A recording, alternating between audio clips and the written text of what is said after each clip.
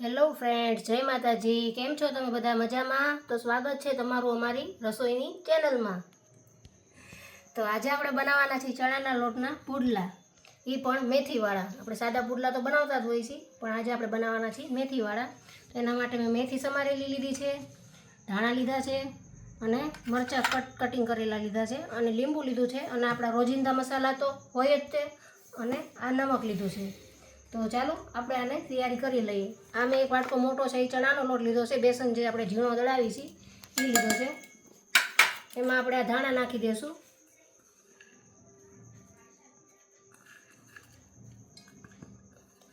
એમાં આપણે લીલી મેથી નાખી દઈશું,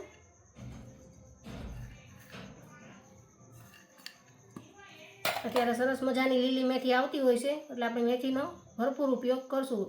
અડધું લીંબુ ફાડું નાખી દઈશું। આમાં તમે જો લીંબુ ન હોય તો દહીં કે છાશ પણ નાખી શકો છો। દહીં હોય તો એ પણ સરસ લાગે, અને ખાટી છાશ હોય એ પણ સરસ લાગે, એટલે તમે એનો ઉપયોગ કરી શકો છો। આમાં આપણે સોડાનો પણ એવો કાંઈ ઉપયોગ કરવાનો નથી। એમાં આપણે થોડાક છે લાલ મરચાં સમારેલા એ નાખી દઈશું। પછી આપણે આમાંથી હળદર નાખી દઈશું,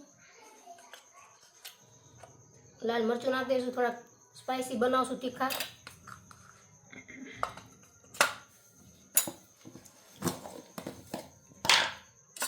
મીઠું નાખી દઈશું 1 ચમચી જેટલું। આ મારે 2 જણાનું માપ છે એ રીતનું મેં લીધું છે। પછી તમારા ઘરમાં જેટલા સભ્યો હોય એ પ્રમાણે તમારે ચણાના લોટનું માપ લઈ લેવાનું છે। એને તમારે પાણી નાખી અને હલાવી લેવાનું છે। જો તમારા ઘરમાં બધા ખાટું ખાવાવાળા હોય તો તમે એને દહીં કે છાશ ઘાટી નાખીને કરો તો વધારે સરસ લાગે, એટલે તમે એ રીતે કરી શકો છો। જો મારા કોઈ નવા મિત્ર સબસ્ક્રાઈબર કરજો, જે નવા મિત્રો હોય તે સબસ્ક્રાઈબ કરજો, અને આખો વિડીયો પૂરો જોજો, એટલે તમને આમાં એની સમજણ સરસ પડી જાય। આખો જોશો તો જ તમને ખબર પડશે કે કેવી રીતે આપણે પુડલા બનાવવાના છે, એટલે વિડીયો આખો પૂરેપૂરો જોજો, અને નવા હોય તો સબસ્ક્રાઈબ કરજો।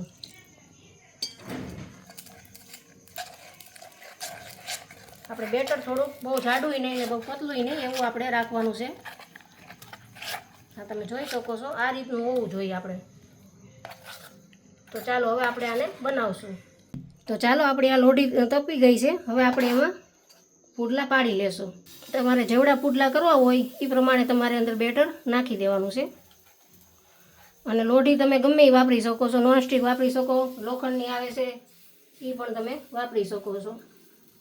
અને જેવડી સાઈઝના તમારે કરવા હોય એવડી સાઈઝના તમારે કરવાના છે, પાતળી દેવાના છે,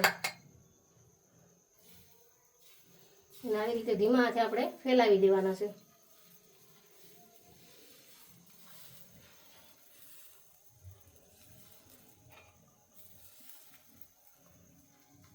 છોકરાઓને આ પુડલા બહુ ભાવતા હોય છે, એટલે ખાસ છોકરાઓ બાને મેથી પણ ખાશે, અને આવી રીતે આપણે મરચાં ઉપર મૂકી દેવાના છે।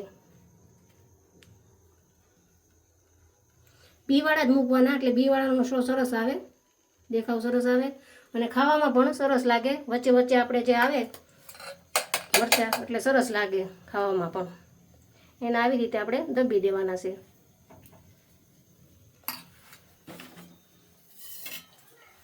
થોડુંક આપણે ફરતું તેલ નાખી દઈશું, પછી આપણે ગેસ થોડોક આપણે ફાસ્ટ કરી લેવાનો છે।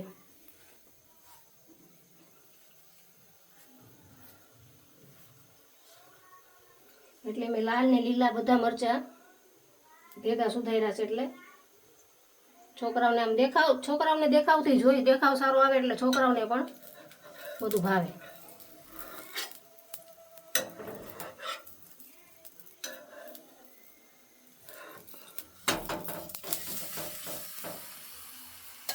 જોઈ શકો છો સરસ થઈ ગયો છે આપણો પુડલો।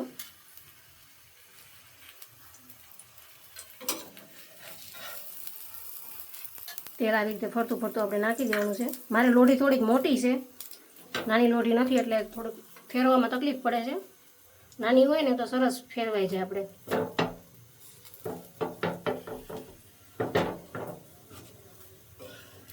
થોડાક એને આપણે ક્રિસ્પી થવા દેવાના, એટલે તેલ ચોપડવાનું એમાં. અને બનાવતી વખતે આપણે પાથરતી વખતે ધીમો રાખવાનો, પછી આપણે એને ફાસ્ટ કરી નાખવાનો છે ગેસને.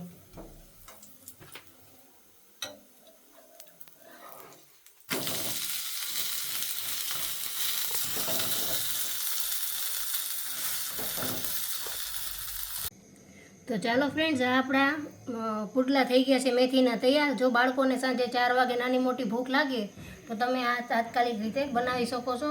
એ રીતના છે પુડલા, તમે જોઈ શકો છો. એકદમ મસ્ત આવી રીતે, બહુ બળેલા નહીં અને સરસ રીતે બનાવેલા છે. તમે આનાથી નાના નાના પણ પુડલા બનાવી શકો છો. તો મેં આ રીતે મોટા બનાવ્યા છે. અને જો તમને અમારા પુડલા સારા લાગ્યા હોય તો અમને કોમેન્ટ કરજો, લાઈક કરજો અને સબસ્ક્રાઈબ કરવાનું તો ભૂલતા જ નહીં. આવજો, મળશું બીજા રેસીપીમાં.